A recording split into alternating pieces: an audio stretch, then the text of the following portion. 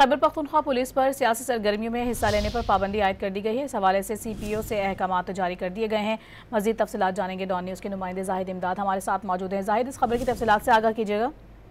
जी बिल्कुल, ये security division Khyber Pakhtunkhwa police ने मरासला जो है वो CCPO पेशावर समेत दीगर RPOs को जारी किया है, जिसमें लिखा गया है कि पुलिस अफसरान और एहलकारान जो है वो सियासी जो एक्टिविटीज़ है उसमें हिस्सा नहीं लेंगे। जो उनकी जोग्राफियाई और लीगल जितनी भी उनके हदूद है उसमें रहकर अपनी ड्यूटियां जो है करेंगे।